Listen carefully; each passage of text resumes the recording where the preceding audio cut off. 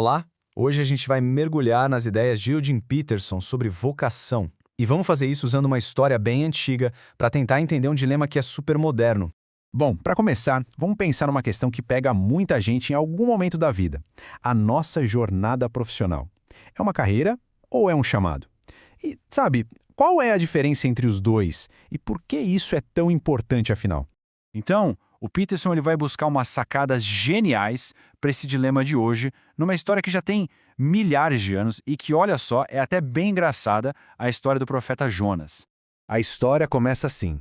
Jonas recebe um chamado de Deus para ir até uma cidade chamada Nínive. Só que, na mesma hora, o que ele faz? Compra uma passagem na direção totalmente oposta, para um lugar chamado Tarsis. E essa escolha dele cria a metáfora central de tudo. Nínive é o nosso trabalho, aquele que a gente tem que fazer, muitas vezes difícil. É a nossa verdadeira vocação. Já Tarsis é o caminho glamouroso, exótico, que a gente mesmo escolhe. É a carreira que a gente preferia ter, né? E o Peterson vai além, ele diz que muitas vezes vendem pra gente uma versão de conto de fadas do nosso chamado. Ele usa um termo bem forte para isso, ele chama de pornografia eclesiástica. O que seria isso? É quando se apresenta uma versão perfeita, idealizada de uma vocação. Sabe, sem toda a bagunça que a realidade traz, sem as relações complicadas, sem o trabalho duro. E essa idealização toda faz a gente querer a aventura fácil de Tarsis. E, claro, odiar a realidade difícil de Nínive. E olha, essa vontade de fugir não é só uma teoria, não. O próprio Peterson confessa que ele tentou escapar da Nínive dele 3 vezes, sempre procurando um Tarsis mais interessante em algum outro lugar. Tá, então qual seria o antídoto para essa vontade maluca de fugir para Tarsis o tempo todo? Bom, o Peterson encontrou uma resposta numa tradição monástica bem antiga. Lá no século VI, São Bento pegou os 3 votos tradicionais, pobreza, castidade e obediência, e adicionou um quarto, que era bem radical, a estabilidade. Basicamente, o compromisso de ficar onde se está. Imagina isso para a nossa cultura, que está sempre inquieta, né? Mas, veja bem, esse voto de estabilidade não é sobre o lugar, sobre a geografia. É uma disciplina espiritual. É algo que força a gente a parar de procurar uma solução lá fora e, em vez disso, a amadurecer exatamente onde a gente está, no meio da confusão mesmo. Agora, voltando para o barco para Tarsis, a fuga do Jonas acaba criando uma tempestade gigantesca que ameaça a vida de todo mundo ali. Para nós, essa tempestade, muitas vezes, é aquela crise interna de esgotamento, de desilusão, ou o famoso burnout. A tempestade pessoal do Peterson veio de um jeito inesperado. Foi quando a filhinha dele, de 5 anos, chegou e falou sobre o vício dele em trabalho. Foi um choque de realidade, que fez ele acordar e perceber que a carreira dele estava destruindo a vida dele.